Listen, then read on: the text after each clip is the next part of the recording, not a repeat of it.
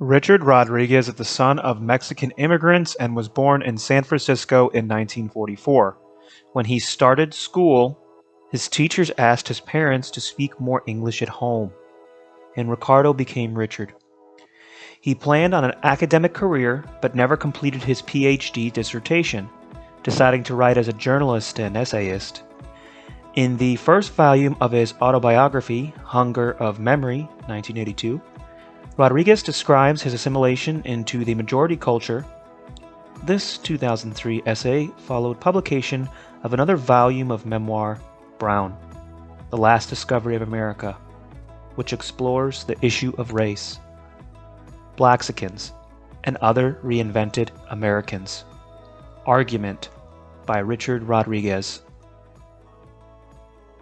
As you read, look for clues that reveal Rodriguez's attitude towards race and ethnicity as they relate to personal identity. There is something unsettling about immigrants because they chatter incomprehensibly and they get in everyone's way. Immigrants seem to be bent on undoing America. Just when Americans think we know who we are. We are Protestants, culled from Western Europe. Are we not? Then new immigrants appear from Southern Europe or from Eastern Europe. We who are already here.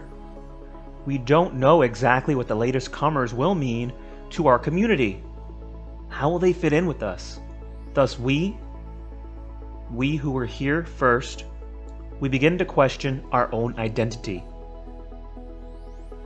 After a generation or two, the grandchildren or the great-grandchildren of immigrants to the United States and the grandchildren of those who tried to keep immigrants out of the United States will romanticize the immigrant. We'll begin to see the immigrant as the figure who teaches us most about what it means to be an American. The immigrant, in mythic terms, travels from the outermost rind of America to the very center of American mythology. None of this, of course, can we admit to the Vietnamese immigrant who served us our breakfast at the hotel this morning.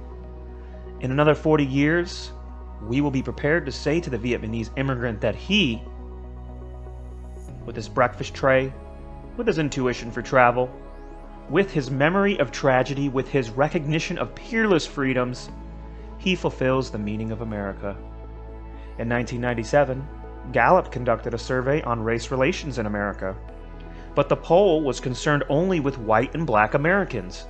No question was put to the aforementioned Vietnamese man.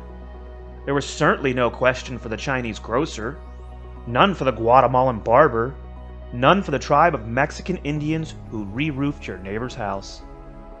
The American conversation about race has always been a black and white conversation, but the conversation has become as bloodless as badminton. I have listened to the black and white conversation for most of my life. I was supposed to attach myself to one side or the other without asking the obvious questions. What is the perpetual dialectic between Europe and Africa? Why does it admit so little reference to anyone else? I am speaking to you in American English that was taught to me by Irish nuns, immigrant women. I wear an Indian face. I answer to a Spanish surname as well as this California first name, Richard. You might wonder about the complexity of historical factors, the collision of centuries that creates Richard Rodriguez. My brownness is the illustration of that collision, or the bland memorial of it. I stand before you as an impure American, an ambiguous American.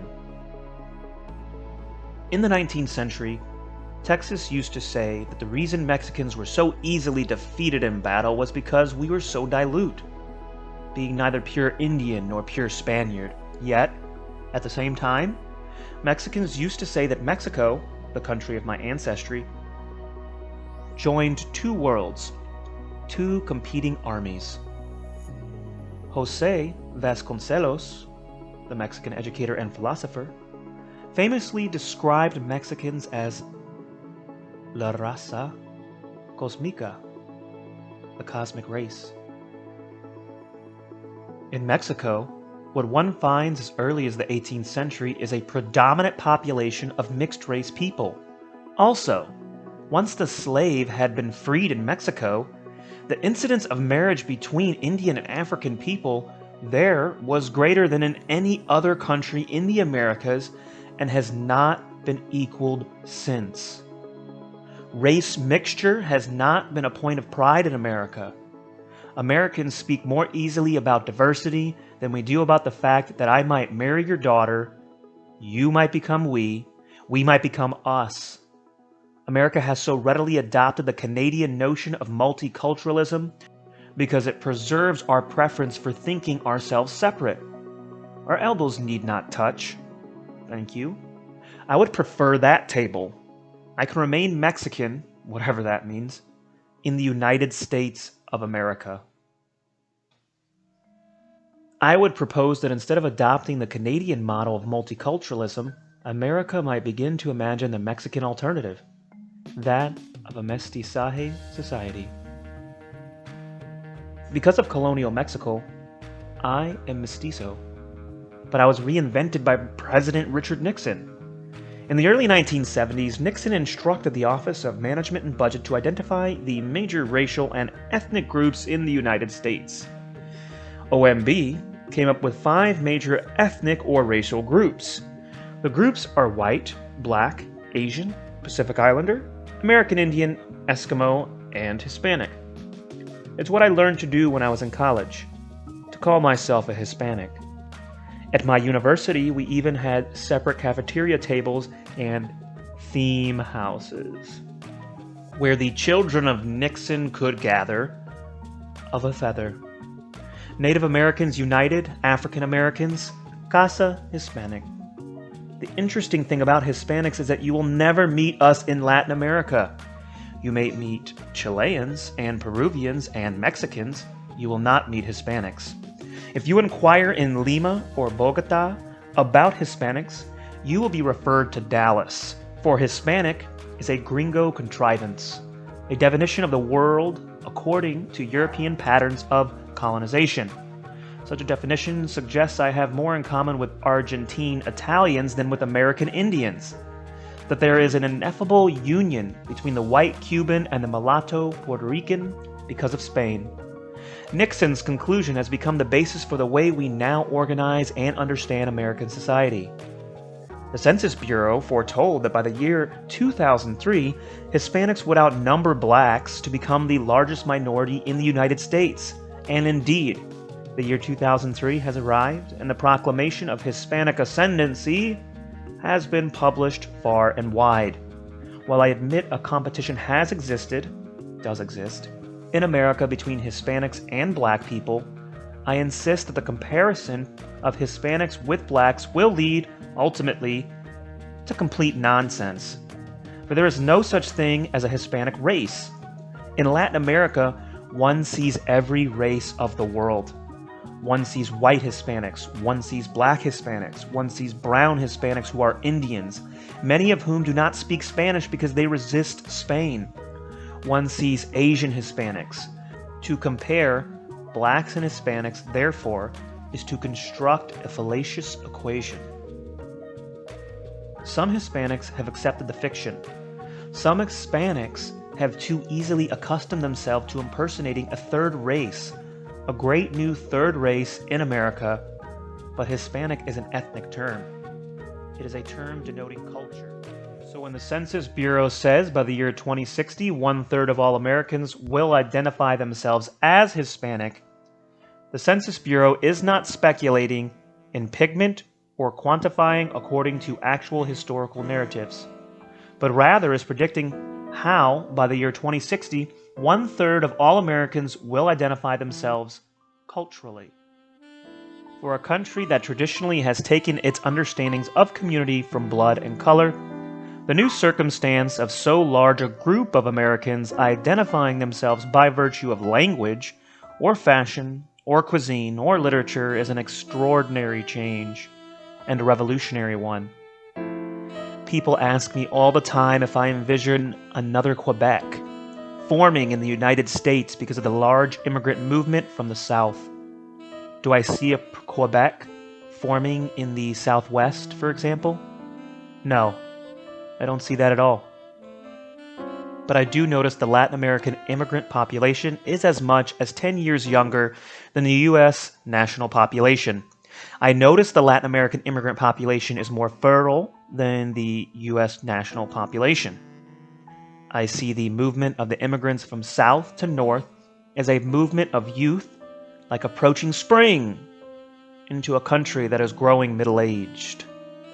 I noticed immigrants are the archetypal Americans. At a time when we, U.S. citizens, have become post-Americans, most concerned with subsidized medications. I was at a small apostolic assembly in East Palo Alto a few years ago. A mainly Spanish-speaking congregation in an area along the freeway, near the heart of the Silicon Valley. This area used to be Black East Palo Alto, but it is quickly becoming an Asian and Hispanic Palo Alto neighborhood. There was a moment in the service when newcomers to the congregation were introduced. Newcomers brought letters of introduction from sister evangelical churches in Latin America. The minister read out the various letters and pronounced the names and places of origin to the community. The congregation applauded, and I thought to myself, it's over.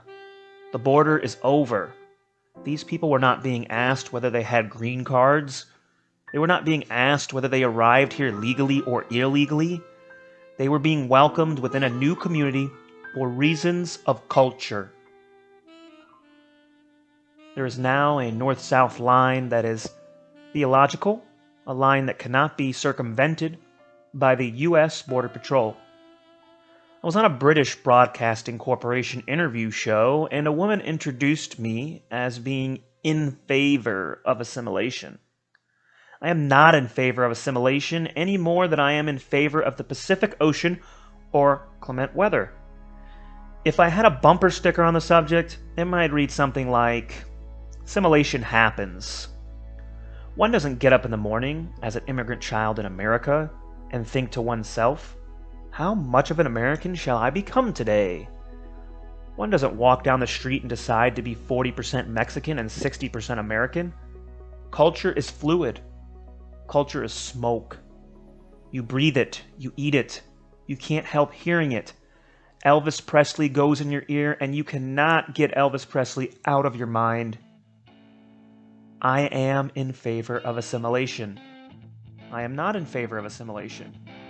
I recognize assimilation. A few years ago, I was in Merced, California, a town of about 75,000 people in the Central Valley, where the two largest immigrant groups at the time were Laotian Hmong and Mexicans. Laotians have never in the history of the world, as far as I know, lived next to Mexicans. There they were in Merced, and living next to Mexicans. They don't like each other. I was talking to the Laotian kids about why they don't like the Mexican kids. They were telling me that the Mexicans do this and the Mexicans do that. When I suddenly realized that they were speaking English with a Spanish accent. On his interview show, Bill Moyers once asked me how I thought of myself, as an American or Hispanic. I answered that I am Chinese, and that is because I live in a Chinese city and because I want to be Chinese. Well, why not? Some Chinese American people in the Richmond and Sunset districts of San Francisco sometimes paint their houses. So many qualifiers. In colors I would once have described as garish. Lime greens, rose reds, pumpkin. But I have lived in a Chinese city for so long that my eye has taken on the palette, has come to prefer lime greens and rose reds, and all the inventions of this Chinese Mediterranean.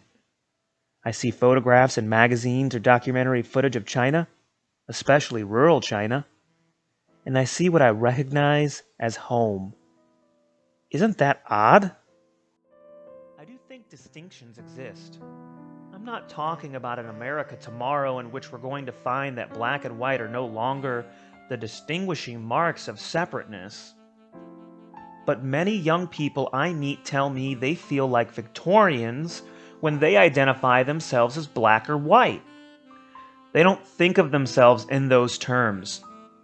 And they're already moving into a world in which tattoo or ornament or movement or commune or sexuality or drug or rave or electronic bombast are the organizing principles of their identity.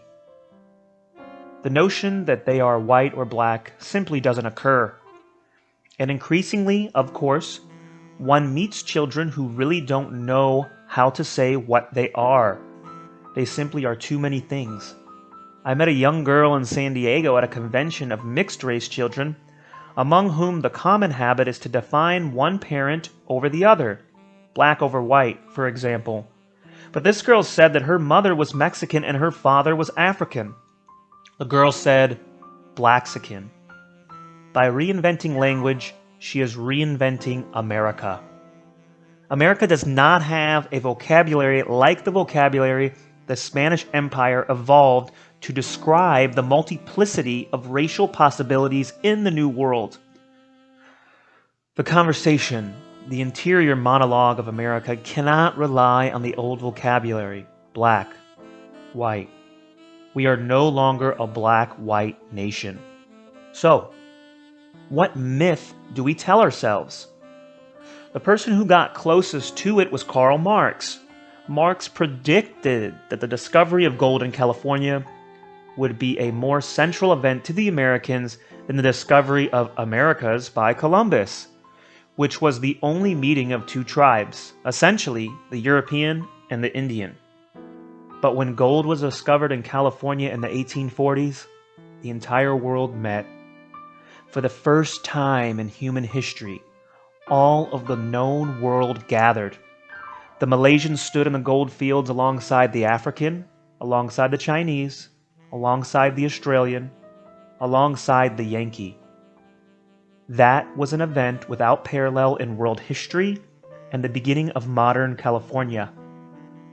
Why California today provides the mythological structure for understanding how we might talk about the American experience, not as biracial, but as the recreation of the known world in the new world. Sometimes truly revolutionary things happen without regard. I mean, we may wake up one morning and there is no black race. There is no white race either. There are mythologies.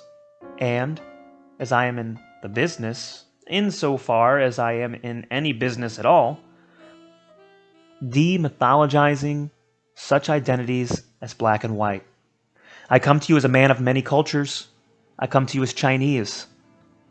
Unless you understood that I am Chinese, then you have not understood anything I have said.